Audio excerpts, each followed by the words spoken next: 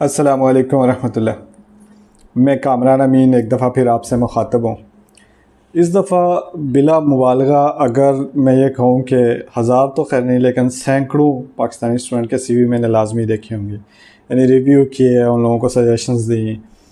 और इसमें BS level के भी थे, यानी जिन्होंने बीएस की एमएस के लिए अप्लाई कर रहे हैं या एमएस की और पीएचडी के लिए अप्लाई कर रहे हैं, और इवन के बहुत सारे ऐसे सीवी देखे जिन्होंने पीएचडी की हुई और वो आगे पोस्ट के लिए अप्लाई कर रहे थे या वो दोबारा पीएचडी करने की कोशिश कर रहे थे। इस सारे प्रोसेस में जो चीज़ मुझे बहुत मायूस कन लगी, यानी जो चीज़ें देख के सीवी में मुझे बहुत दुख हुआ और बड़ा ही अफसोस हुआ, उनमें से सबसे अहम पॉइंट जो मैं आज आपसे डिस्कस करूँगा वो है कि पाकिस्तानी स्टूडेंट, बहुत कम पाकिस्तानी स्टूडेंट, यानी अगर लेट्स सपोज मैंने 500 किए होंगे तो 500 में से शायद कोई 3-4 पाकिस्तानी स्टूडेंट होंगे जिन्होंने अपनी प्रोफेशनल लाइफ में जो भी वो डिग्री की, बीएस किया, एमएस किया, कोई कॉन्फ्रेंसेस या सेमिनार्स अटेंड किए या कोई कॉन्फ्रेंसेस या सेमिनार डिलीवर किए, नहीं ओरल प्रेजेंटेशंस दी, उनमें पार्टिसिपेशंस की।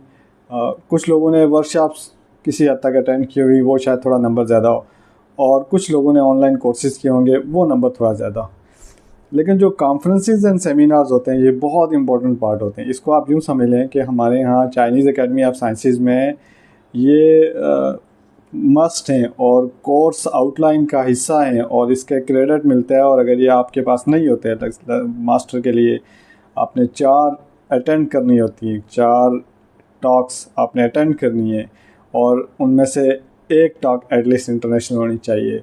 और फिर पीएचडी के लिए तो लाजमी है कि आप 2 टॉक्स डिलीवर भी करें साथ, उसमें से एक इंटरनेशनल लाजमी होनी चाहिए।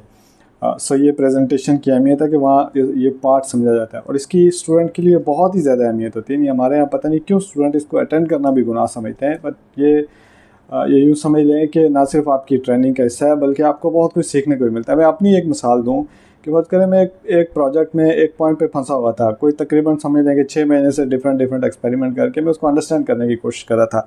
और फिर यूके से एक प्रोफेसर साहब आए जिनसे मेरी एक कॉन्फ्रेंस में मुलाकात हुई और मैंने उनसे खैर क्वेश्चन भी किया। बाद में उन्होंने मुझे डिस्कशन के लिए टाइम दिया तो मैंने उनको बताया कि मुझे क्या इशू फेस में कर रहा हूँ और मुझे उसकी समझ नहीं आ रही कि ये क्यों हो रहा है। तो उन्होंने ऐसे अपना लैपटॉप ओपन किया तो कि हमने अभी रिसेंटली इस पर एक पेपर पब्लिश किया है, और वो खोला और वो मुझे फ़ौरन बता दिया कि ये देखिए ये चीज़ हमने इस जगह पे रिपोर्ट की हुई है, ये ऐसे होती है। और मैंने उस प्रोसेस को फॉलो किया उस तरह से जैसे उन्होंने मुझे बताया, तो विद इन वीक मेरे पास रिज़ल्ट आ गए जो कि मुझे आने चाहिए थे। सो ये जस्ट एक एस्पेक्ट है इसका। फिर आप लोगों से मिलते हैं, जैसे मैं अभी रिसेंटली गया था और शेंजन में मैं एक प्रोफेसर से मिला, जर्मन प्रोफेसर थे। उन्होंने मुझे कहा कि आप सर, उस वक्त मैं अभी मास्टर कर रहा था, तो उन्होंने मुझे कहा कि आप पीएचडी मेरे पास आके करें।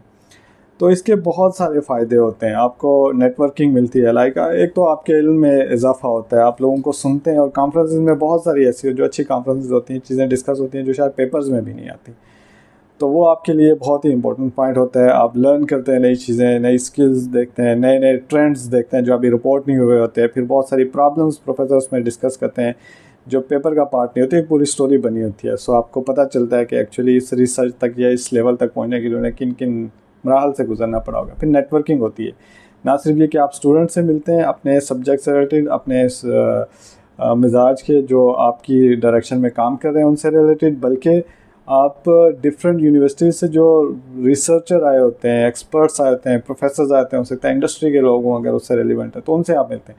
सो एक नेटवर्किंग बनती है, आपका हल्का असर बड़ा होना शुरू होता है। और फिर अगर आप उनसे रब्ता रखते हैं और कनेक्शन में रहते हैं तो शायद कल वो किसी जगह आपके बहुत अच्छे काम आ जाए। अगर आप सिर्फ अटेंड भी करते हैं तो भी आप देखते हैं कि अच्छा लोग प्रेजेंट कैसे करते हैं, तो आपकी प्रेजेंटेशन स्किल्स इंप्रूव होना शुरू होती हैं। फिर आपको भी अच्छा लगेगा, यार इसने बड़ी अच्छी प्रेजेंटेशन दी, तो आप उसको कॉपी करने की कोशिश करते हैं। ये बहुत ही नॉर्मल सी चीज़ है। लेकिन अगर आप प्रेजेंट करते हैं तो डेफिनेटली आप उनसे बहुत लर्न करते हैं और प्रेजेंटेशन स्किल में बेहतरी आती है। फिर बहुत ज़्यादा प्रोफेसर ऐसे होते हैं, जब आप कॉन्फ्रेंसेस या सेमिनार्स में जाएं तो वो अपने ग्रुप में जो पोजीशंस होती हैं वो भी अनाउंस करते हैं कि हम स्टूडेंट ले रहे हैं, हम नहीं ले रहे हैं, हमारे पास फंडिंग है नहीं है। वो डिस्कस करते हैं चीज़ें। यूनिवर्सिटी का कोई रिप्रेजेंटेटिव आया होगा, वो अपनी यूनिवर्सिटी में अपॉर्चुनिटीज़ के बारे में बताएगा, तो आपको इस तरह वो बहुत सारी चीज़ें पता चलती हैं जो आपको शायद आम हालात में नहीं पता चल सकें। और फिर मोटिवेशन आपको मिलती है, आप लोगों की स्टोरीज़ देखते हैं, आपको पता चलता है कि अच्छा लोग यहाँ तक पहुँचे हैं तो उसके पीछे कितनी स्ट्रगल थी। बहुत लोग ये शेयर करते हैं कि हमने ये काम किया, यहाँ पे नाकामी हुई और ये ऐसे आके हमें कामयाबी हुई। तो आपको आइडिया होता है कि अच्छा सक्सेस वैसे इतनी आसान नहीं, तो एक मोटिवेशन आपको भी मिलती है कि अच्छा मैं भी इस तरह से काम करके पहुँच। सो बहुत ही ज़्यादा फ़ायदे हैं इसके। तो ये वो पॉइंट है जो मुझे पाकिस्तानी स्टूडेंट्स की सीवी में मैं बहुत अफसोस के साथ कह रहा हूँ, मतलब कि मुझे नज़र ही नहीं है। एक तो होता है ना कि चले बहुत सारे लोगों ने किया हुआ था, इवन कि मैं कहता हूँ कि चले हाफ से कम हो लेकिन 20% भी, ऐसा भी नहीं, बिल्कुल भी नहीं। सो या तो कॉन्फ्रेंसेस होती नहीं लेकिन होती हैं, मुझे इतनी इन्विटेशन आती हैं तो भैया आप लोगों को क्यों नहीं पता चलता। तो होती हैं कॉन्फ्रेंसेस लेकिन फिर आप अटेंड क्यों नहीं करते। तो हो सकता है कि फ़ीस का इशू हो, कोई फाइनेंशियल इशूज़ हैं, ट्रैवल के मसले, लेकिन यार आप तो ऑनलाइन बहुत सारे ऑप्शन आपको मिलते हैं, इतने वेबिनार्स हो रहे होते हैं आपकी सब्जेक्ट से रिलेटेड, आप उनको गूगल पे सर्च करें आपको पता चले, और ये सारी चीज़ें आपने अपने सीवी में ऐड कर सकते हैं। सो प्लीज़ इस चीज़ को बिल्कुल, और अगर आप स्पेशली बीएस कर रहे हो और एमएस में जाना चाह रहे हो और आपके पास कोई और रिसर्च का एक्सपीरियंस भी नहीं है और आपका सीवी भी बहुत छोटा सा होता है, तो आप ये सारी चीज़ें अपने सीवी में ऐड कर सकते हैं, आपके सीवी की वैल्यू इंक्रीज़ करेंगी। सो इसको अपनी एक हैबिट बना लें, चाहे आप बीएस कर रहे हैं, चाहे आप एमएस कर रहे हैं, पीएचडी कर रहे हैं, कि ना सिर्फ ये कि आप लोगों की रिसर्च सुने, बल्कि आप अपनी रिसर्च भी प्रेजेंट करें, और ये चीज़ आपके बहुत काम आएगी, बहुत ज़्यादा। तो इस पे आज इत्तेफाक करते हैं। इसके बाद जो दूसरा पॉइंट था उस पे इंशाल्लाह मैं एक और वीडियो के साथ हाज़िर होता हूँ आप लोगों के सामने डिस्कस करने के लिए, जो मुझे बहुत मायूस लगा। आपका इस बारे में क्या ख्याल है, इस चीज़ को कैसे इम्प्रूव किया जा सकता है, और आपके ख्याल में पाकिस्तान में इस कल्चर को कैसे प्रमोट किया जा सकता है, मुझे कमेंट्स में ज़रूर बताइएगा। और अगर आपको अच्छा लगे तो इसको ज़रूर लाइक करें, शेयर करें, और डेफिनेटली कमेंट में तो ज़रूर अप्रिशिएट करें। दुआ में याद रखिएगा। अस्सलाम वालेकुम।